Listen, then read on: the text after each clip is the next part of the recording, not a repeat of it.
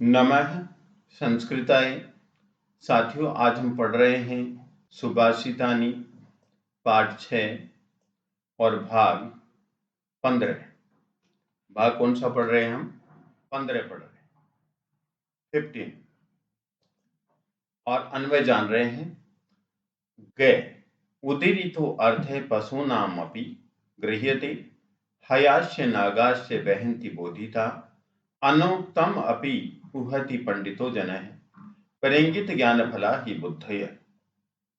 तो सबसे पहले क्या करेंगे कि जो अन्वय है इसमें जो शब्द दिए हुए हैं इन शब्दों को हम श्लोक में अंडरलाइन करेंगे। श्लोक में अंडरलाइन करने से हमें आंसर का पता चल जाएगा। जैसे यहाँ पर दिया हुआ है पशुना अपि, तो यहाँ पर पशुना अपि को आप अंडरलाइन कर दीजिए।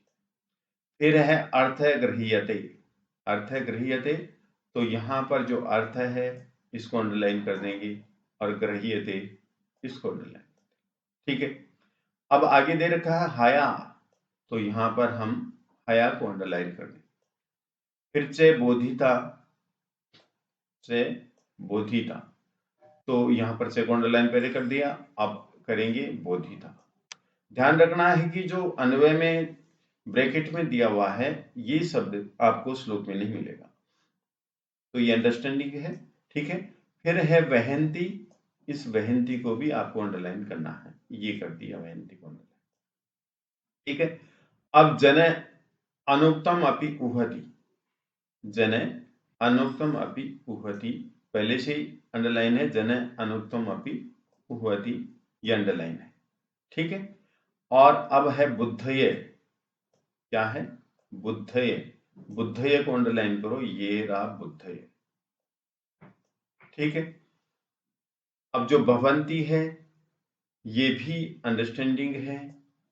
ठीक है, ये जने है, अंडरलाइन करना था हमें। देखिए यहां अन्वय में जने अनुक्तम अपि उहति, तो जने अनुक्तम अपि उहति। ठीक है, अब ये जो शब्द थे सबको अंडरलाइन कर दिया। अब पहले जो बचा हुआ है उदीरित है, फिर दूसरा नागा है, फिर तीसरा पंडितो है, फिर परिंगित ज्ञान फला है, और फिर ही है। तो हमें देखना है कि इस मंजूषा में 4 शब्द हैं, उदीरित, परिंगित ज्ञान फला, पंडित है और नागा। तो सबसे पहले कौन सा है? उदीरित, तो यहां पर आंसर हमारा पहला क्या होगा? उदीरित है। पशुना अपि उदीरित अर्थ गृह्यते, ये आंसर हो गया। फिर सेकंड में क्या है? हया, सेकंड में नागा दे रखा है, तो यहां पर सेकंड का आंसर हो गया नागा। समझ गए? हया नागा से बोधिता भारम वहन्ति। नंबर थर्ड पर क्या है? पंडितो, तो ये पर नंबर थर्ड का आंसर हो गया पंडित जन है, पंडित है जन है, अनुक्तम अपि उहति। बुद्धये, नंबर 4 पर क्या है? ये ज्ञान फला, परेंगित ज्ञान फला, तो देखिए परेंगित ज्ञान फला, बुद्धये परेंगित ज्ञान फला भवन्ति। तो इस प्रकार से श्लोक में हम अंडरलाइन करेंगे, तो नंबर से जो शब्द छूट गए हैं वही आपको अन्वय में लिखने हैं, वही आंसर है। ठीक है, ये आपको ध्यान रखना है। आप सोचेंगे कि यहां पर ही तो नहीं लिखा, क्योंकि ही हमारे को मंजूषा में भी प्राप्त नहीं हुआ और न यहां अन्वय में ही दिया गया, इसलिए इससे कंफ्यूज नहीं हो। तो ही को नहीं लिखना, जो हमें मंजूषा में दिया गया है उन्हीं शब्दों को हम आंसर में नंबर से लिखेंगे। ठीक है, ही मंजूषा में नहीं, ये देख सकते हैं। घे लिखा हुआ कि क्रोधो ही शत्रु प्रथमो नराणाम दे स्थितो दे विनाशाय यथा स्थित है काष्ठगतो ही मनि स एव वनि दहते शरीरम। यहां पर सबसे पहले नराणाम दिया गया है, तो नराणाम को अंडरलाइन कीजिए आप, नराणाम अंडरलाइन कीजिए। ठीक है, फिर प्रथम शत्रु, प्रथम शत्रु को अंडरलाइन करो, ये रहा प्रथम शत्रु। फिर क्रोध ही, ठीक है, तो क्रोध ही सभी अंडरलाइन हो गए। यथा, यथा स्थित वनि ही, तो यथा स्थित को अंडरलाइन करो और यहां पर वहनी को अंडरलाइन की। ठीक है, यथा स्थित वहनी अंडरलाइन हो गया।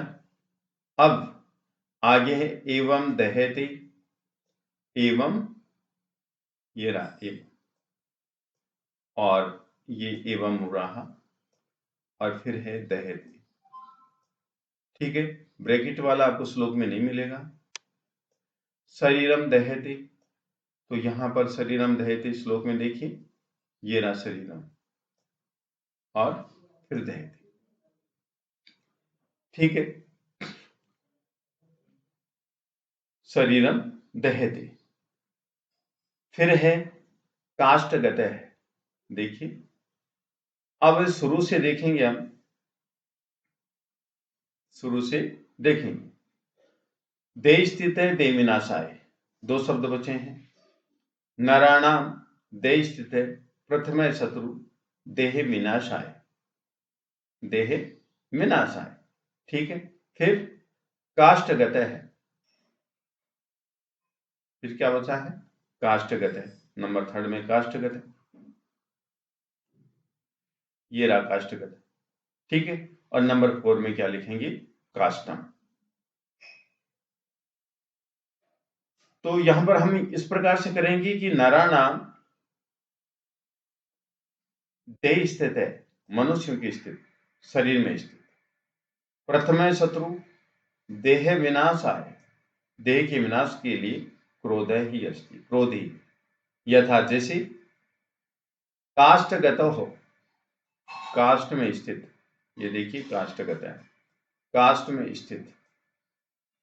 वहनी अग्नि, फिर आगे यहां पर कोई शब्द नहीं है, तो यहां पर ये लिखा हुआ है काष्ठम एव दहते, यहां जाएगा नंबर 4 में काष्ठम एवं दहते तथा शरीर से क्रोध शरीरम दहते। इस प्रकार से हम आंसर लिख देंगे।